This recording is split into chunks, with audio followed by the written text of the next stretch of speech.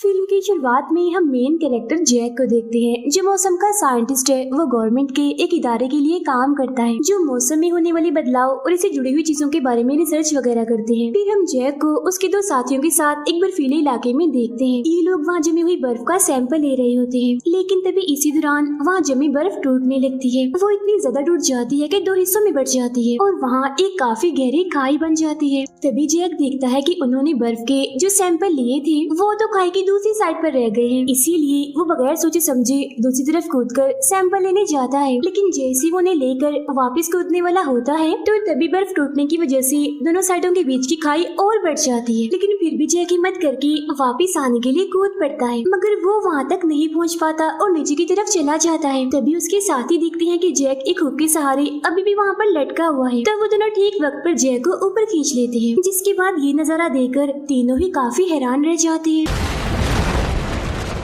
इसके बाद हमें दिल्ली शहर दिखाया जाता है, जहाँ सब मुल्कों की गवर्नमेंट की ग्लोबल वार्मिंग को लेकर कॉन्फ्रेंस हो रही थी। ग्लोबल वार्मिंग का मतलब है हवा में बहुत सारी गैसों का मौजूद होना, और इन गैसों की वजह से सूरज की किरणें जमीन से टकरा जाती हैं, जिससे जमीन और आसमान का टेम्परेचर बढ़ जाता है। यहाँ पर जैक भी होता है, जो ग्लोबल वार्मिंग की वजह से मौसम में होने वाले बदलाव के बारे में सबको बता रहा होता है। वो कहता है कि पिछले कुछ वक्त से हमारी जमीन के टेम्परेचर में काफी तेजी से बदलाव हो रहे हैं, और अगर हमने इस बारे में कुछ ना किया तो आने वाले 100 सालों में सभी ग्लेशियर पिघलकर समंदर में मिल जाएंगे, जिससे जाहिर है मौसम में भी बदलाव आएगा। जैसे कि कहीं बहुत ज्यादा बारिश और कहीं काफी बड़े तूफान आएंगे, और नॉर्थ एरिया जहाँ बर्फ पड़ती है वहाँ हद से भी ज्यादा टेम्परेचर गिरेगा, और टेम्परेचर गिरने की वजह से पूरी दुनिया में सब कुछ जमने लगेगा, यानी हर चीज बर्फ की लपेट में आ जाएगी। जाहिर है इससे कहीं भी जिंदगी का नामो निशान नहीं रहेगा। जिस पर वहाँ मौजूद अमेरिका के प्रेसिडेंट के साथी और बाकी लोग उसकी इस बात को नजरअंदाज कर देते हैं, लेकिन एक आदमी जो दरअसल समंदर का साइंटिस्ट था उसे जैक की बातें सच लगती हैं। दिल्ली शहर का मौसम दिखाया जाता है, जो काफी तेजी से बदल रहा था। फिर हम समंदर के साइंटिस्ट को उसकी रिसर्च टीम के साथ स्कॉटलैंड में देखते हैं, जो कि जैक की बातों को ध्यान में रखते हुए मौसम में होने वाले बदलाव पर रिसर्च कर रहे होते हैं। और फिर जापान में अचानक से आसमान से बर्फ के बड़े बड़े टुकड़े गिरना शुरू हो जाते हैं। वो टुकड़े इतने बड़े थे कि जिस पर भी वो गिर रहे थे वो सभी जख्मी हो रहे थे। जैक अपनी वाइफ से फोन पर बात करता है। वो उससे उसका और अपने बेटे जिसका नाम सैम है उनका हालचाल पूछता है, जिस पर नाराज होते हुए उसकी वाइफ कहती है कि तुम अपनी इस नई रिसर्च की वजह से हमें जरा भी टाइम नहीं दे रहे। खैर मैंने आपको ये बताना था कि हमारे बेटे सैम ने एक कंपटीशन यानी एक मुकाबले में हिस्सा लिया है, और ये मुकाबला न्यूयॉर्क में होगा, तो क्या आप इसे एयरपोर्ट पर सही टाइम पर पहुँचा देंगे? जिस पर जैक उससे वादा करता है कि हाँ मैं ठीक वक्त पर सैम को वहाँ पहुँचा दूंगा, तुम बिल्कुल टेंशन मत लो। Okay, I'll be there. Okay, I'll be there. और फिर कुछ देर गुजरने के बाद जैक सैम को एयरपोर्ट पर छोड़ देता है। फिर वो जहाज में अपने दोस्तों के साथ बैठा होता है, क्योंकि इन दोनों ने भी उस कंपटीशन में हिस्सा लिया होता है। लेकिन तभी अचानक से तूफान आने की वजह से जहाज जोरों से हिलने लगता है, जिससे सभी मुसाफिरों का सामान उन लोगों पर गिरने लगता है। ये देखकर सभी लोग काफी डर जाते हैं, खास तौर पर सैम, क्योंकि उसे जहाज में सफर करने से काफी डर लगता है। तभी स्पेस यानी खला में हम दो साइंटिस्ट को देखते हैं जो रिसर्च करने वहाँ गए हुए थे। वो लोग देखते हैं कि जमीन की तरफ बर्फ का एक काफी बड़ा तूफान बढ़ रहा है, जो देख वो लोग काफी हैरान हो जाते हैं। उधर समंदर का साइंटिस्ट देखता है कि 3 जगहों पर मौसम हद से ज्यादा खराब हो रहा है। उधर सैम और उसके दोस्त न्यूयॉर्क पहुंच जाते हैं, और जब सैम आसमान की तरफ देखता है तो उसे पता चलता है कि बहुत सारे परिंदे उड़कर कहीं जा रहे हैं। ये बात सैम को काफी अजीब लगती है, वो काफी हैरान भी हो जाता है। खैर ये लोग उस जगह पहुंच जाते हैं जहां कंपटीशन होने वाला था, जहां इनका पहला राउंड काफी अच्छा रहता है, जिसके बाद इन्हें कुछ वक्त के लिए ब्रेक दी जाती है, जिसमें ये तीनों एक लड़के से मिलते हैं और इनकी दोस्ती हो जाती है। समंदर का साइंटिस्ट जैक को फोन करके कहता है कि दिल्ली में होने वाली कॉन्फ्रेंस में तुमने जो भी कहा था वो सब सच था, लेकिन तुमने ये कहा था कि मौसम में ये सारे बदलाव आने वाले 100 सालों में होंगे, मगर ऐसा नहीं है। वो बदलाव तो अभी से शुरू हो गए हैं, क्योंकि तुमने जो बातें बताई थी मैं उस पर रिसर्च कर रहा था, और ये बात मुझे एक रिसर्च के जरिए ही पता चली है। ये जानकर जय काफी घबरा जाता है, क्योंकि दुनिया को बचाने के लिए इनके पास ज्यादा वक्त नहीं बचा था। इसीलिए जैक अपने सीनियर से एक मशीन जो मौसम के बारे में जानकारी देगी उसका मॉडल बनाने की इजाजत मांगता है, क्योंकि उसके जरिए मौसम के बारे में पता चल जाएगा और रोकथाम लगा दी जाएगी, जिससे तबाही के इम्कान कम हो जाएंगे। लेकिन इसके लिए वो सीनियर जैक को साफ साफ मना कर देता है। फिर अमेरिका के एक इलाके में काफी बड़ा तूफान आ जाता है, जिस वजह से इतनी तबाही होती है कि 75% लोग मारे जाते हैं। और ये बात सीनियर के साथ साथ अमेरिका के प्रेसिडेंट को भी पता चल जाती है, जिसके बाद प्रेसिडेंट पूरे मुल्क में जहाज उड़ाने के लिए मना कर देते हैं। What's going on here? I don't think we have. ये बात जानने के बाद सीनियर समझ जाता है कि जैक बिल्कुल सही कह रहा था, क्योंकि जैसा जैक ने कहा था वैसा ही हो रहा था, यानी पूरी दुनिया में ही मौसम काफी तेजी से बदल रहा था। तो अब सीनियर जैक को मॉडल जल्दी से तैयार करने के लिए कहता है, लेकिन इस काम को करने के लिए जैक और उसकी टीम को सिर्फ 48 घंटों का वक्त दिया जाता है। इसीलिए ये लोग फौरन ही उस मॉडल को बनाने में लग जाते हैं। फिर 24 घंटों की लगातार मेहनत के बाद उन्हें पता चलता है कि अगर उन्होंने जल्दी कुछ ना किया तो तकरीबन 6 से 8 हफ्तों में सब कुछ खत्म हो जाएगा। इसीलिए कुछ भी करके इन्हीं लोगों को इस आने वाली मुसीबत से बचाना होगा। अब ये जानते ही जैक अपने बेटे सैम को कॉल करता है और वापस आने के लिए कहता है, जिस पर सैम कहता है यहाँ कोई भी जहाज नहीं उड़ाया जा रहा, इसीलिए फिलहाल मैं वापस नहीं आ सकता। अब जैक अपनी तरफ से इकट्ठी की गई सभी इंफॉर्मेशन और रिपोर्ट्स प्रेसिडेंट के साथी को दिखाता है, लेकिन इस बार भी वो जैक की बातों पर ध्यान नहीं देता, बिल्कुल पहले की तरह। If we don't act now, it's going to be too late. समंदर का साइंटिस्ट देखता है कि हर जगह मौसम के बदलने की वजह से टेम्परेचर काफी तेजी से नीचे गिर रहा है और अगर ऐसे ही चलता रहा तो बहुत जल्द सब कुछ जम जाएगा। तभी हम देखते हैं कि नॉर्थ में टेम्परेचर के इस बदलाव से वहाँ बर्फ का एक काफी तेज तूफान आ जाता है। स्कॉटलैंड में भी हम 3 हेलीकॉप्टर्स को उड़ता हुआ देखते हैं, लेकिन इस बर्फीले तूफान की वजह से हेलीकॉप्टर्स तबाह हो जाते हैं और तेजी से नीचे आके गिरते हैं, क्योंकि हवा में ही चलते चलते उन पर बर्फ जम गई, जिससे हेलीकॉप्टर की ब्लेड्स भी रुक गई, जिसके बाद नीचे गिरने से वो सब लोग भी बर्फ में जमने लगते हैं और उनकी मौत हो जाती है। जैक को भी स्कॉटलैंड के इस खराब मौसम की खबर मिलती है। अब क्योंकि समंदर का साइंटिस्ट भी वहीं था, इसलिए जैक फौरन उसे इस बारे में बताता है और कहता है कि जितनी जल्दी हो सके आप वहाँ से निकल जाइए, क्योंकि बर्फ का एक काफी बड़ा तूफान तेजी से आपकी तरफ बढ़ रहा है।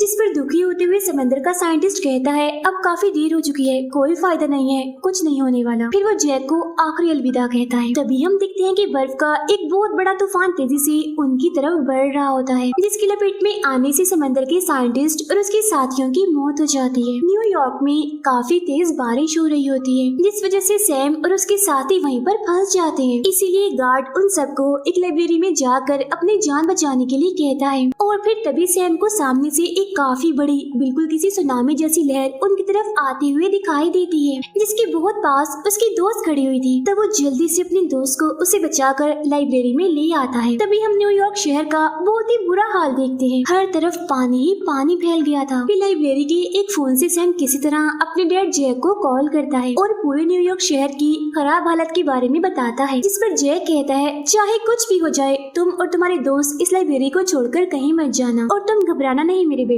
मेरा इंतजार करना, कुछ भी हो जाए मैं तुम्हें लेने जरूर आऊंगा। I will come for you. Do you understand me? इसके बाद जैक अपने सीनियर के कहने पर प्रेसिडेंट से जाकर मिलता है और उन्हें अपनी तरफ से दी गई सारी रिसर्च की जानकारी देता है, जिसके बाद ये फैसला होता है कि इस मुसीबत की घड़ी में वो नॉर्थ के लोगों की मदद करेंगे। वहाँ पर फंसे हुए जितने भी लोग हैं उन्हें वहाँ से निकाल कर वो साउथ एरिया में भेज देंगे, क्योंकि नॉर्थ की निस्बत साउथ के हालात बेहतर थे, इतने खराब नहीं थे। इसके बाद जैक अपने दोनों साथियों को लेकर अपने बेटे को वापस लाने के लिए न्यूयॉर्क के लिए निकल जाता है। न्यूयॉर्क में टेम्परेचर इतना गिर गया था कि वहाँ पर जितना भी पानी पड़ा था वो सारा का सारा जम गया था और लाइब्रेरी में फंसे सारे लोग बाहर का ये भयानक नजारा देखकर काफी डर जाते हैं। उनमें से एक पुलिस वाले की नजर बाहर कुछ लोगों पर पड़ती है जो साउथ की तरफ चल कर जा रहे थे। ये देख वो सभी लोग भी लाइब्रेरी से निकलकर साउथ की तरफ जाने का सोचते हैं, मगर सैम उन्हें ऐसा करने से मना करता है और यकीन दिलाने की कोशिश करता है कि हम लोग बच जाएंगे। वो बताता है कि मेरे डैड मौसम के साइंटिस्ट है, मेरी उनसे बात हुई है, उन्होंने कहा है कि हम यही रुके, यही हमारे लिए ठीक होगा। My father's a climatologist. He works for the government. क्योंकि टेम्परेचर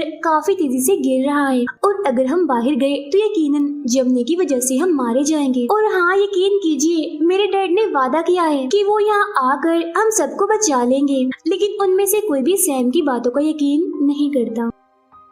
जिसके बाद सैम के दोस्तों और कुछ लोगों के अलावा सभी लोग यहाँ से निकल जाते हैं। गवर्नमेंट जो कि तेजी से लोगों को साउथ में भेजने में लगी होती है, क्योंकि उनकी कोशिश होती है कि ज्यादा से ज्यादा लोगों को वो बचा पाए। जैक और उसके साथी जो न्यूयॉर्क की तरफ जा रहे थे, अचानक से रास्ते में बर्फ की वजह से उनकी गाड़ी खराब हो जाती है, इसीलिए अब उन्हें पैदल ही आगे जाना पड़ना था। उधर सैम और बाकी लोग ठंड से बचने के लिए लाइब्रेरी की सारी किताबों को जलाने लगते हैं। अब मौसम की इसी खराबी की वजह से प्रेसिडेंट की मौत हो जाती है, इसीलिए प्रेसिडेंट के साथी को ही अब नया प्रेसिडेंट बना दिया जाता है। जैक और उसके साथी चलते चलते एक ऐसी बर्फीले इलाके में पहुंचते हैं जहां इतनी बर्फ पड़ रही थी कि बड़ी बड़ी बिल्डिंग्स भी बर्फ से ढकी गई थी